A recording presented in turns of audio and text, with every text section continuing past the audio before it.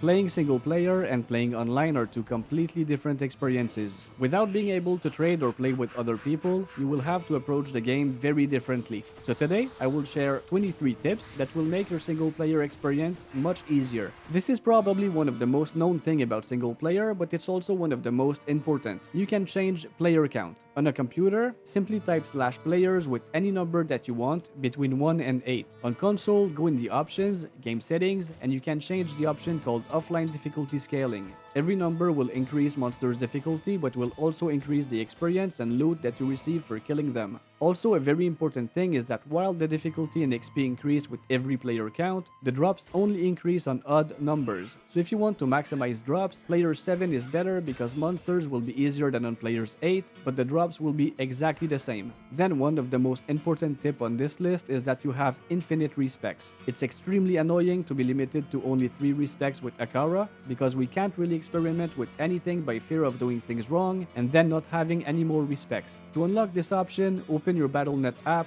click on the cogwheel next to the play button, then on game settings, then check the box additional command line arguments and type enable respec. Unfortunately, this option is not possible if you play on console. This is only available on PC. Low-level rune words are an absolute game changer. It's very difficult, especially early on in the game, to farm for specific unique items. You can literally do hundreds of Mephisto runs without finding what you're looking for, but rune words are generally much better and faster to get. You can simply farm the Countess a couple of times and you will be able to make rune words that will literally be your best upgrades for normal, nightmare, and even hell difficulty. Rune words like stealth and leaf for normal difficulty, insight and spirit for nightmare, and a lot more for the hell difficulty. I made a quick video covering the best rune words that you can make from the Countess in normal, nightmare, and hell, and the link is in the description. Something that can be extremely difficult, especially in the hell difficulty, is the monster's immunities. A good example is the enchants in the hell difficulty. Talik is always immune to fire, Korlik is always immune to cold, and Madoc is always immune to lightning. So if you're a sorceress and your build is only doing one type of elemental damage, good luck. You will never be able to kill them. So you need to find a way to navigate this problem. In the endgame, the easiest solution is obviously to have a Sunder Charm, but in a normal playthrough, the only solution is to adapt your build to be hybrid. Every characters in the game can do more than one type of damage. For example, a good hybrid sorceress build is Frozen Orb and Hydra. This way you can do acceptable cold damage, but also pretty good fire damage. The damage is obviously much lower than if you've put all your points in the same spec, but at least pretty much nothing can stand in your way. And the enchants will go from impossible to quite easy. One of the main advantage of playing single player is the static maps. If you want to farm, for example, Mephisto or Andoriel, you can simply reroll the map until you have a very good one, with the next floors very close to the waypoint. Having a great map can make your runs much faster. To reroll a map, you simply need to make a game in a different difficulty. So if you're trying to farm Nightmare Mephisto but your map is bad, just make a game in normal, then you will have a new map in Nightmare. And once you find a great map, keep it for as long as you need by not making games in another difficulty. If you want a head start to build other characters, you should really start with the Sorceress. The Sorceress is by far the easiest character to farm with. She's one of the strongest characters in the game and she has the teleport skill, so you can farm much faster with her than with any other characters. So let's say you want to build a Barbarian. It's literally faster to start with a Sorceress to farm in the endgame to get gear for your Barbarian instead of starting directly with a Barbarian. The ideal thing to do is to start with a Sorceress and keep all the gear that you find for every other classes in your stash. If progression is starting to feel a little bit too hard, you should really farm instead. There are very good farming spots everywhere in the game in each difficulty. Nightmare Andy, Mephisto, and Pindleskin are very good spots to prepare for Hell, and if you struggle later in Hell, you can roll a good map for Hell Andy or Mephisto and farm them. And if you want to find some gear before Nightmare, normal Pindleskin can drop surprisingly good stuff, like Skin of the Viper Magi and even the Stone of Jordan. And it's also a very good source of XP. By the way, I want to quickly say thanks to all of you. My channel reached 10,000 subscribers last week, which is honestly something I never thought would happen when I started making Diablo 2 videos. So thank you so much for all the support. It really means a lot to me. And if you enjoy Diablo 2 videos like this, please click on the subscribe button. I have a lot more videos coming. Now let's get back to the video. Cube recipes can be very useful. There are a ton of recipes and I can't realistically go over all of them in this video, so I will show you the most important ones on screen. Feel free to pause the video if you want to have a better look. These recipes are very important because if you need upgrades when you play online,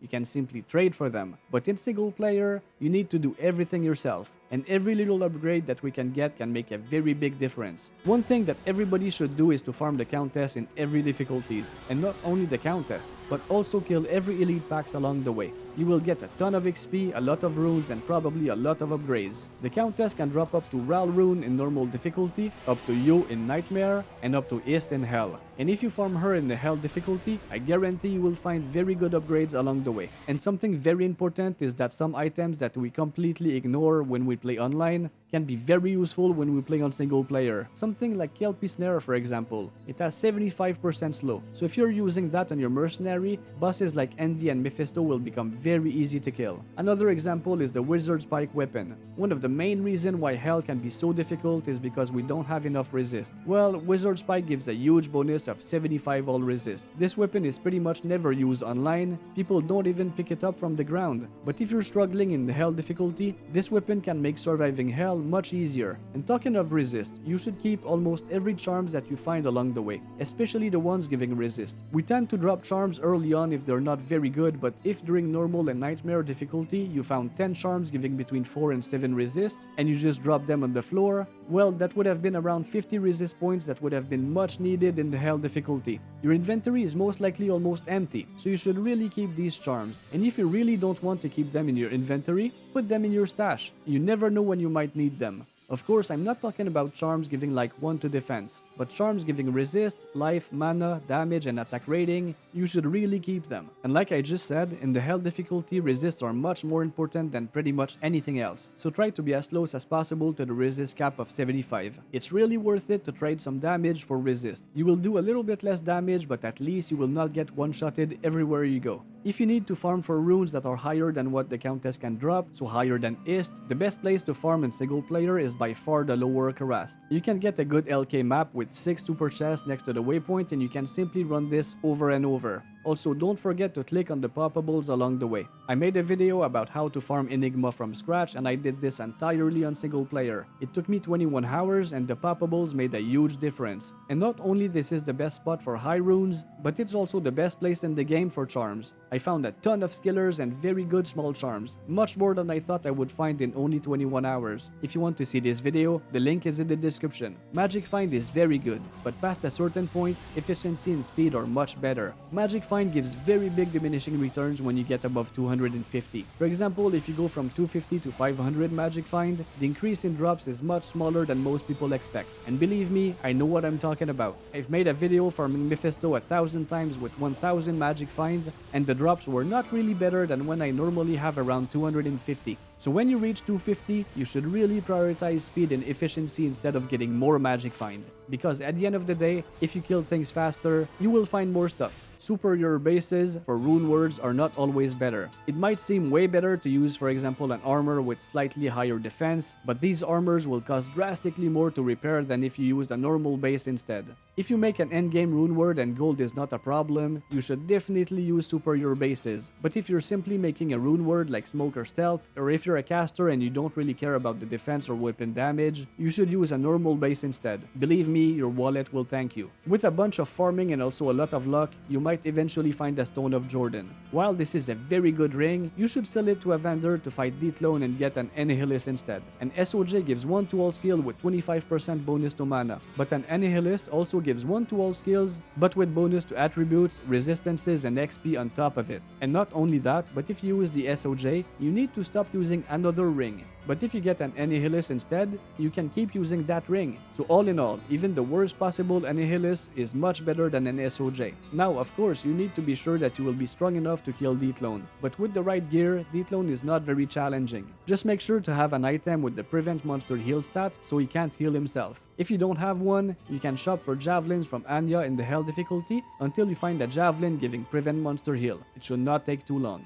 And this brings me to my next tip. You can refresh vendors by changing areas. For example, to refresh Anya's stuff, you can simply take the red portal to Pindle's skin and come back, and our entire inventory will be refreshed. But this only works if you change areas within the same act. If you take the waypoint from Act 5 to somewhere in Act 3 and come back to Act 5, Anya will still have the same inventory. Also, always put your extra gold in your stash, and when you have enough extra gold, gamble. Having millions of gold sitting in your stash is pointless, so have a look at your gear and gamble to find an upgrade on your worst item slot. Rings, amulets, and circlets are generally the best items to gamble for, because if you're lucky, you might get a huge upgrade and even maybe a best in slot item. Also, before gambling, you should make the edge rune word to reduce all vendor prices by 15%. You have to make it in a bow, and it only requires tear, tal, and am, so it's very easy to make. Now, one of the best upgrades in the entire game is a torch, but it's very difficult to kill the Ubers with most characters, so if you want to be able to farm the Ubers efficiently, you should make a Smiter Paladin. And the best part is that with a Smiter Paladin, you don't even need crazy gear to be able to farm the Ubers, you can do it with very basic gear. I'm not going to show the entire build in this video because this should be an entire video by itself, but budget Smiter Paladin builds are very easy to find. If you are a sorceress and you want to kill Mephisto but he's hitting too hard and killing him is taking too long, there's a very simple trick you should do. It's called the moat trick. Basically, you teleport to Mephisto, then drag him a little bit to this side. Then you teleport over this little thing, and you sit right there. At this distance, Mephisto will be kind of stuck right there and won't be able to attack you, so you can just spam Blizzard until he dies. You can even do this with zero gear, like I did in some of my videos. If you are a sorceress and you still have very low level gear, this is by far the fastest way to get very good upgrades. I posted a video about exactly that last week, 1000 Mephisto runs starting with zero gear, and the results are very surprising. And the last tip I have for today is to not ignore the quest that gives bonus to stats. Everyone will complete the Den of Evil in the normal difficulty, but a lot of people will skip quests like Iswell in Hell, the 2 Act 3 quests giving life and stat points, and even saving Anya in Act 5 that gives bonus to resistances. The total stat bonuses that we get from quests are 12 skill points from the Den of Evil, Radament, and Izzy, 15 attribute points and 60 to life from the quest in Act 3, and 30 old resist from saving Anya in Act 5. So they make a huge difference, and if you skip them during a playthrough, you should definitely come back and do them later. And that's it. I could have elaborated way more on a lot of these tips, but I tried to keep everything as clear as concise as possible. I hope this video was helpful and fun to watch. If you think I forgot to mention important things for the single player mode, feel free to let me know in the comments, and don't forget to subscribe and to have a look at the description to see more of my videos. Massive thanks to the channel members for supporting the channel. Thank you so much for all the support, and thanks to all of you for watching this video until the end, and as always, happy grinding!